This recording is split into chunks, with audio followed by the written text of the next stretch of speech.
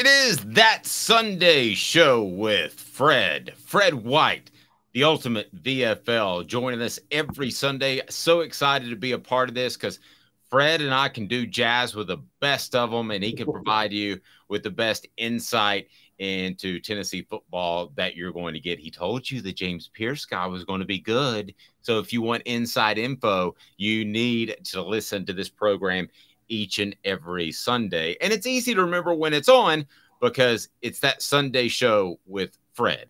Fred White, how are you, sir?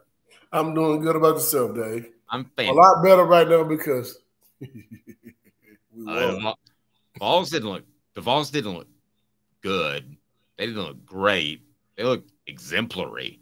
And we're going to get to that. But as always, Fred has some things that need to be cleaned up, and that's why he's a champion. And so we want to get into that. Two-time SEC champion, national champion as well. And so we're going to talk, of course, that wave of defenders that just kept coming after Virginia quarterback Tony Muskett. And it seemed like there were 12, 14 guys that were coming, and they stayed fresh. And that sort of somewhat reminded me of you guys back in the 90s when it wasn't a too deep. It was more than that.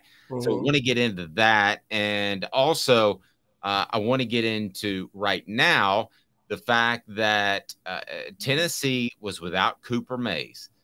That's a leader. Ollie Lane steps up, a guy who's largely unproven. And what does he do?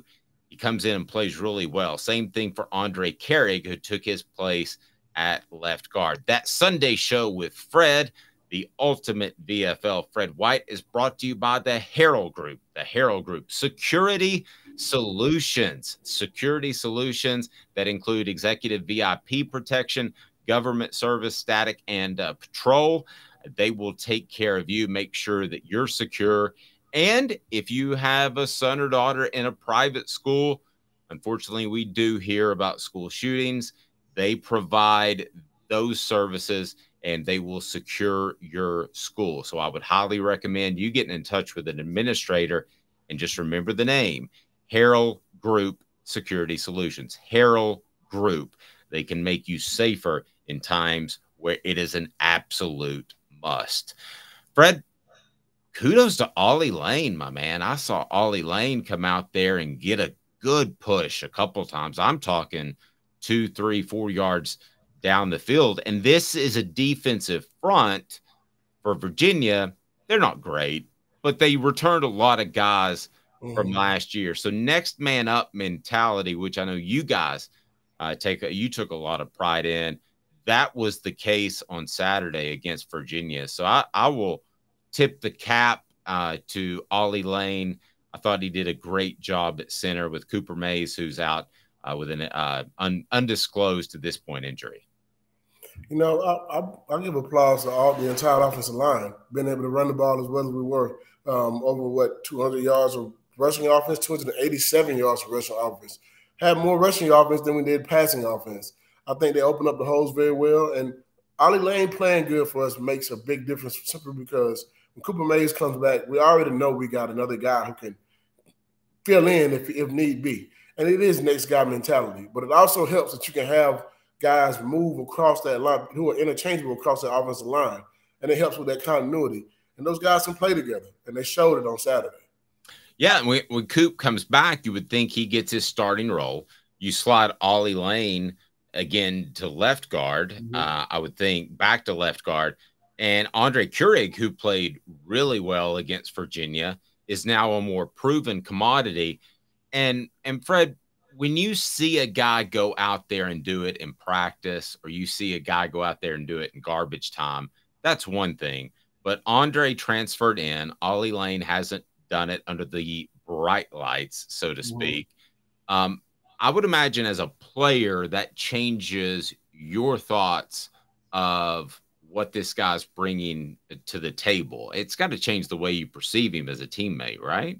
Absolutely. But I think what you see in practice is also what you know you're going to see in the game. You're going to get it in the game because you prove yourself on the practice field before you get a chance to get in any football game.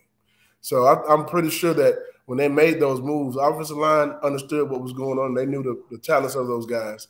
And, you know, in today's game, Dave, it's a lot different. They have different type of training, they have ways to be able to watch video and film that we didn't have back then. So it's a little bit different when they come into the University of Tennessee, whether it be as a transfer or whether it be as a high school freshman, senior coming in as a freshman. These guys are ready to play when they first step on campus now. So I think going through those things and just understanding the game, understanding what your coach is asking of you and your team, and just knowing your job and not having to do everything. Just do your job. That's it. That's all those coaches are asking you to do. Do what I'm asking you to do as a football player, and that's it. So I think those guys did a good job of doing those things. And I think it will go a long way for us building into the SEC season and the rest of the season. Yeah, so let's talk for a second. I want to stick on the offense, and then I want to flip to your side of the ball on the defensive side because Tennessee just, like I said, brought it in waves. But you guys had this with the Travises and Jamal, okay? But I'm not sure how many times you faced a team that had multiple bona fide real SEC tailbacks. How much more challenging is that as opposed to one and then a drop off to two? What are you smiling at, by the way? I'm not going to toot my own horn, but I'm going to toot it right now. Toot, toot. Because I said before the season started, use all three of them. We were talking about the two guys that were Dirt Walker Award winners, I guess they're on that list of guys. Yes. You look at it as a Dirt Award guy. Let me tell you something. I said Adonis Simpson would be good, and he proved it. I didn't say take any time away from one or the other. Play them all together. And we watched the three-headed monster go to work. Now, one of those guys got 12 carries and 115 yards. The other one had 13 carries and 67 yards. And then the other guy had 13 carries and 52 yards and 3 touchdowns. They split it. They listened to you. They listened to you because they split it up almost exactly 3 ways. He's calling it. Hey now. That told, I mean, you got 3 guys that can go get it. Now, they all did something very well for the team. If you look at it from a point of view of, I don't care who gets the glory today. It may be next week that Wright get 3 touchdowns and may have less yards. It may be next week, the week after that, Small has 3 touchdowns. You never know. But those things are go in, do your job when your number is called. And when your number is called, just show up. Show up and show out. And I'm happy that they made a 3-headed monster because all 3 of those guys can play. And you know the craziest thing? He got another running back there in Cam Seldon that may not see the football field, but you guys I can't wait to see him play. Get a chance to really play. I think these 3 guys are about what we're going to see most of the year unless someone goes down. But having a 3-headed monster means you don't have as much wear and tear on your body. You get a chance to play all those guys in different capacities, and they all have different skill sets. If you couldn't tell that in the game, I don't know what you're watching. They got different skill sets that make them something that makes them very unique. And like you said, it with Jamal Lewis, Travis Henry, Travis Stevens, we had 3 running backs that could do the same. They were all different running backs. It's good to have that variety. And in our offense, with the offensive line how they showed they could play, going into SEC play, that running game is going to be something that's going to be potent. And I think it can help our passing game as well, which I'd like to see it get a little bit better. Yeah, and I wanted to try to compare the 3 of those to Jamal and the Travises, but let's be honest, there's no Jamal. That's crazy. There's no Jamal or either one of the Travises in this group. No, fair. Okay, but here's how they break down.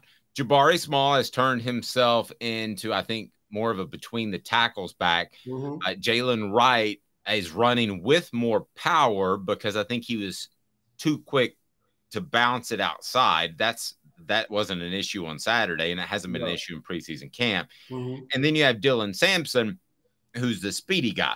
So Tennessee doesn't sub running backs during a drive, but they do sub them throughout the game, drive to drive.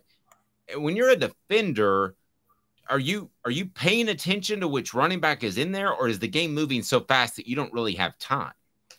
You might want to try to. If I'm a guy on defense I made sure if I was going up against Jamal Lewis, Travis Stephens, and Travis Henry, I paid attention to which one of those guys was in the backfield because you had to bring it a little different for each one of them. When Travis Stephens is back there, you better be ready for him to give you a leg and take it back and do a spin move or, those type of things. He was a little bit more shifty in that regard. When it comes to Travis Henry rather, man, you better be ready to lower your shoulder and be ready for contact because he's going to hit you. He's going to hit you. So you better know that. You can't come up and try to tackle Travis Henry the same way you tackle Travis Stephens and Jamal Lewis as well. You better come with something different every time because they're different running backs. It's just different ways to be able to get them down. So with this running back, with this group we have right now, I look at it and see the same thing. I think the way I would handle Jamal Lewis coming into the game is tap my helmet and say that I'm tired.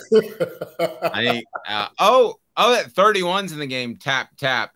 It is VFL safety Fred White, who was, of course, the two-time SEC champion and a national champion for the 1998 Tennessee Volunteers. And Fred, with that group, I think they're obviously very explosive. I think they're going to be a lot of fun to watch. But there's a chance one of them gets hurt, too, so you have depth. It's a long season, so Tennessee could go one down and still have two very good SEC tailbacks. Yes, they could. And then, like I said, you still have a guy that you haven't even seen touch the football field yet. Cam, yeah. So we have a stable of running backs. Let me ask you this. So with Cam, I've seen a lot of guys thrown out there in spring because they don't want to put wear and tear on the starters' bodies. That's pretty common. And I look at Cam Seldon, he passes my eye test, but I always wondered in the spring if he was just out there to take up some carries so the other guys were healthy. When you watch Cam Seldon, how good do you think he is and can be? I think he's just as good as the rest of those guys. He's just a little bigger. I mean, 6'2", 220 is a different size back. That's a different type of running back. We don't have one of those we haven't had one of those in a long time. I don't know if we had a 6'2" running back in some years.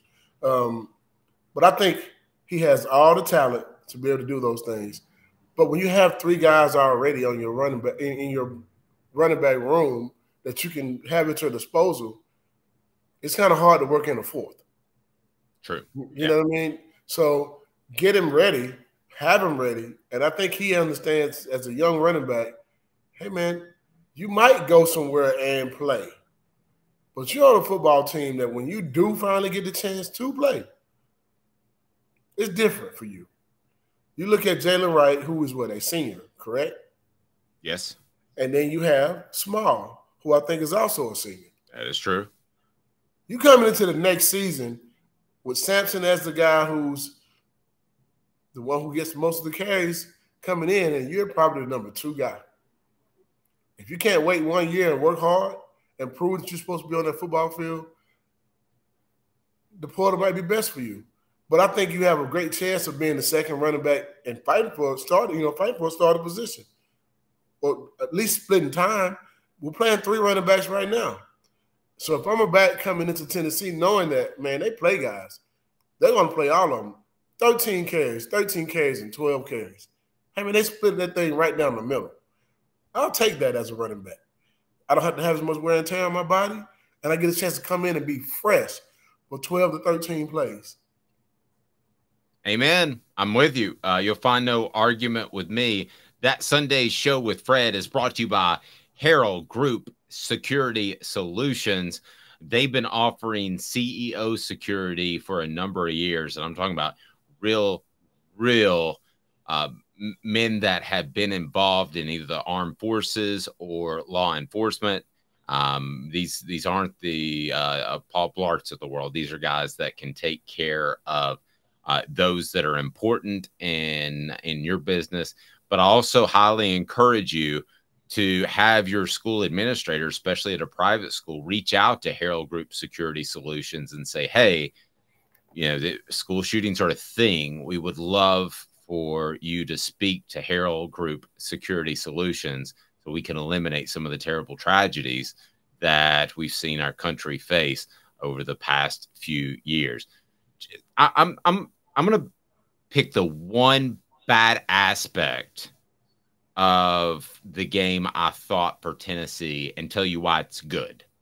There was a lull in the middle of the first half where Joe Milton threw a perfect ball. You know, we've asked about his accuracy, ball placement, blah, blah, blah, blah, blah. Threw a perfect ball. Ramel Keaton, one of the most dependable receivers, drops it. Would have been an 80-yard touchdown. After that, I thought Joe was a little frustrated, missed 3 or 4 passes, and then you wondered about his accuracy. Supposedly, Vol Twitter was going crazy about putting Nico in there, which is insane. But it's very insane. But the point I wanted to make is that he overcame that. And after those 3 or 4 passes that were errant that he should have completed, I felt like Tennessee called plays that he runs well, which are the not the screens, the slants, the dig routes, the stuff over the middle where he can utilize his arm strength. And then he got back on track. So, you know, when things go wrong in a game and you can fix it during a game, I think that adds a lot to your confidence. And things are not always going to go great, Fred. What does that say about Joe Milton that he righted the ship when it looked like it was teetering just a second? Well, I want to address a few things real quick on this, something you brought up. And I want to bring up those people who went to Vol Twitter to talk like that. Hey, man, have you ever put on a football uniform? Have you ever put on a helmet? Do you understand that nothing goes perfect in the game? Peyton Manning threw interceptions too. Yeah, and incomplete passes. Yeah, Peyton Manning threw interception that ever made us lose against Florida. So I want to go more on that. So I don't want you to talk bad about a guy just because he made a few bad plays in a game. The best guys don't do that as well. There's no perfect game no one's ever played. Tom Brady made mistakes. Aaron Rodgers, some of the greatest quarterbacks to ever play the game. And this guy's a college quarterback. He missed a few. And that play that was a drop pass. Those are the things I was talking about I want to address. I want to make sure that, hey, man, make your quarterback look good too. He put that ball on the money for you. Catch it. Your job as a receiver. Catch the ball. Do your job. That's all we're asking you to do. It's your job. Ball hits your hand, wide receiver. Hey, wide receiver. Means you receive balls. Just catch it. That's all we're asking. And I'm not trying to harp on that guy either, but look, that one pass did cause a few other things to happen. However, he did right the ship. It's a football game. It's ebbs and flows. It's peaks and valleys. It's like anything else.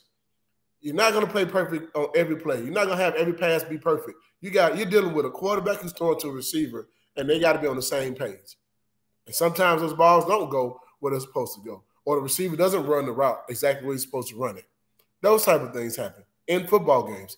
Any quarterback will tell you that, and any football player will tell you the same thing. Anyone who's actually played significant amount of football will tell you that that's how the game goes. You can miss a tackle here and there. Hey, you're not trying to, but it happens. But when you go on Twitter and Facebook and Instagram or any other thing and start talking about, hey, get him out of there, listen, the backup quarterback is always the most liked or hyped up player there ever is until they get in the game, and then you give them the same thing that you gave the guy that was starting. Yep, you're right. Same thing. Plain and simple. Be patient. Understand the game. Understand its ebbs and flows in the game. And watch the doggone game. Yep. And see what happens. I agree. I was impressed. I'll be honest, if I'm a Tennessee fan, I'm glad it happened because I'm glad that Joe Milton righted the ship and showed that he had some really strong in-game adjustments and the ability to keep his cool. Because I do think he's a little bit more of an emotional guy than maybe Hendon Hooker last year. I think he wears his emotions on his sleeve from time to time. I think he got obviously flustered in the Ole Miss game if you want to go back a couple of years. But for him to write that and that not be Tennessee was going to win this game, but for that to be a complete blowout and not be like a 31 point to something win, I think it was because Joe Milton righted the ship and got things rolling. And it gave me a lot more confidence in him moving forward than even I had previously. Flipping to the defense. Let me say one thing real quick about Joe. 21 for 30. 201 yards. Now, the average of 6.7 yards per throw is a little off for what we know it can be. With 2 touchdowns, 0 turnovers. 0 picks. 0. Yep. 21 for 30. You know how many quarterbacks would take that? Oh, yeah. I bet you Virginia quarterback would have took that. Yeah, he'd take me unhealthy. I'm on a Sunday. Exactly. Yeah, that Sunday show with Fred brought to you by Harrell Group Security Solutions. Here's the other thing to keep in mind, Fred. This may be a different offense because of the way they can run the football. I'm not saying tempo's going away or there's not going to be 80-yard touchdowns. I'm not saying any of that, but there could be a slight tweak. And the other thing, the yards per attempt might go down a little bit. Tell me if I'm wrong, because of the throws that I think Joe Milton makes the best, which again are those slants and those dig routes. They're not those deep outs. And so, yeah, I think the yards per attempt could come down, but still he's going to be able to beat you over the top if you play too close to the line of scrimmage. And if you understand football from a coaching standpoint, everybody now is looking at, they ran for 287 yards rushing. They had 5.5 yards per carry. Now you have to go and focus on what? Stopping the run. Yep. Which does what? Opens the pass. Opens the pass. I've known Fred for 20 years. I've learned. I stowed those things away. So you're absolutely right. Let's flip to the defensive side, because big picture, not just yesterday, but Tim Banks's defensive approach. Talk about how maybe it's different from other approaches in that they use stunts, twist, kind of some exotic blitz schemes. And I think it was to get the most out of the limited talent he had in previous years. But just as far as the front seven and what they do, how would you describe that compared to a traditional approach defensively? You know, I'm kind of happy he did the things he did last year. Now I understand he was building for years to come. Make sure that these guys understand all these different schemes and these different things so that when I do have the talent and the depth, I can run these same plays and they work completely different because I have different type of talent running those same defenses. And the guys who are here this year, well, they were there last year that ran those same systems, they get a chance to tell the freshmen about it and how it works. And this is how it does. And they may have a different type of skill level than those guys. It's always about Jimmy's and Joe's, but having a scheme helps as well. So I'm happy that he has implemented his scheme and done these things, but now he can be a little bit more aggressive because he has a little more speed on the outside. He has a bigger push up the middle, and he has some linebackers they can go with and a group of safeties and corners that have been in his system for a while and understand the game a little bit different now. They play with a lot better technique. In my opinion, they didn't give up a whole lot of anything. And that pass rush, let me tell you one of the best things that happened to Tyler Barron. I'll tell you right this minute. He got James Pierce on the other side. Okay. So Fred predicted that the trio of tailbacks would be good. That was one of his major predictions before the season. The other one that he made was about James Pierce is going to be special. And that kid comes off the line like he was shot out of a cannon. He had 2 sacks.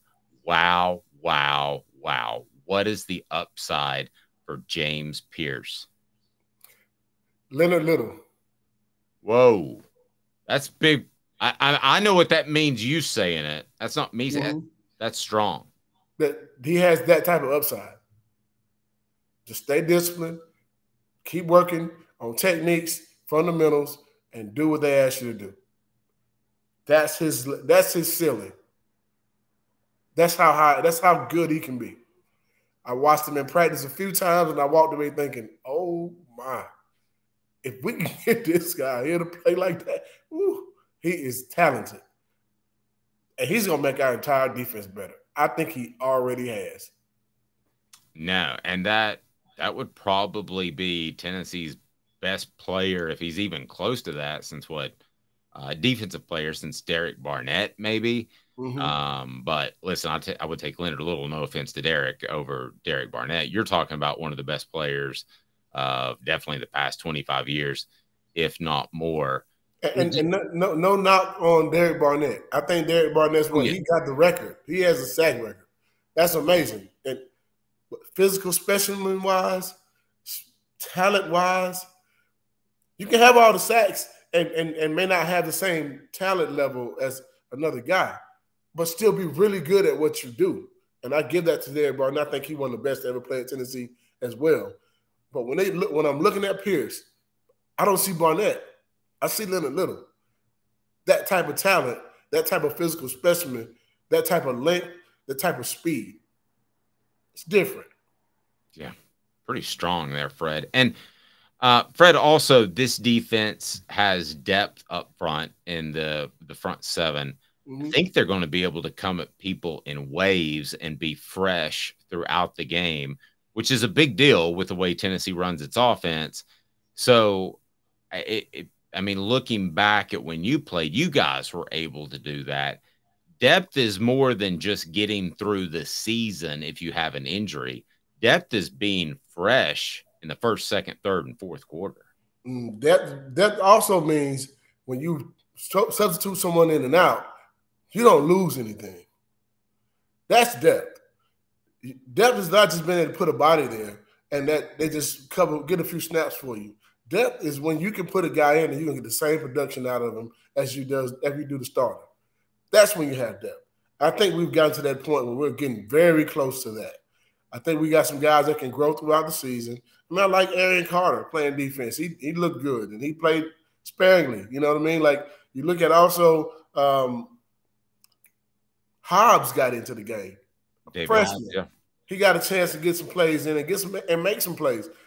I think we're working on building a depth with some talented guys, something we have not had the ability to be able to do in the last few years that we have an ability to do now.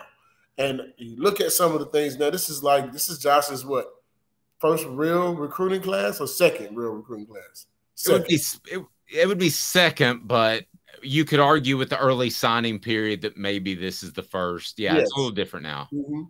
So, I mean, I look at what the talent he's brought in, and I'm watching these guys play, and I'm like, okay, this is what we've been waiting for. This is what we've been looking for, and I think this is what you build off of. We got a group of guys up front now that you don't lose a lot. You couldn't say that last year. If you took a guy out last year, the replacement may not be as good. I think this year we got a lot more talent on the second wave and the third wave than what we've had in some time. Yeah. And I'm trying to figure out how far back I need to go to tell you how much depth we have on the defensive line now. It's been a minute. It's been at least 5 years. Yeah, I agree with you. Again, that Sunday show with Fred brought to you by Harrell Group Security Solutions. Again, executive VIP protection, but I want to encourage you, if your son or daughter goes to a private school, go to a school administrator, say, please contact Harrell Group Security Solutions because they're well known in Tennessee. They've been around for decades, and I tell you what, they will make sure that any school is completely secure, and they will absolutely take care of you, and hopefully they're able to work with public schools. So maybe put a little bit of pressure on your legislators if you would like, because I'm going to go ahead and tell you, I've looked into this company and what they can provide a school in this scary time of shootings is something special, and we can help eliminate some of those instances. And Harrell Group Security Solutions, you can go to harrellgrp.com or just Google Harrell, Harrell Group Security Solutions. It's Austin Peay. Tennessee's not going to lose. What do you hope to improve upon or achieve in what is kind of sort of a bit of a bye week in a lot of ways? What I hope to achieve more so than anything is to come out of this game with as little injuries as possible. Amen. And hopefully none, especially on the offensive line and in the secondary. Also, looking to see if we can get clicking on this passing game. I want to see how well we're doing these deep balls, because that needs to be a part of our game. Once we fix that part of our game, I think it's a different ball game for us because we can run the ball. And it makes you that much more potent as an offense to be able to run that ball, play action pass, and those type of things, which kind of helped us last season as well. If you look at it, we ran the ball more than we threw the ball last season, but those passes were open a lot of times because of how we ran the ball. I like to be able to see that going into this game. It is Austin Peay. Shore up your offense. Get clicking and rolling on all cylinders because the rest of your season is going to come pretty fast. And once you hit SEC play, you need to be clicking. Yep. Well, the Vols were certainly clicking on Saturday, and it was an impressive showing. Again, Virginia is the bottom of the rung when it comes to Power 5 teams, but I don't care. They took care of business. They came out with a new quarterback, a lot of new pieces, an injured center, and an ability to rotate a lot of people on their defensive front. So I thought it was a big win, not just in the terms of the score, but a big win for the Vols as they move forward. That Sunday show with Fred brought to you by Harrell Group Security Solutions. Check them out. He is Fred White, Championship VFL, a champion VFL, I should say. This has been a presentation of Off the Hook Sports.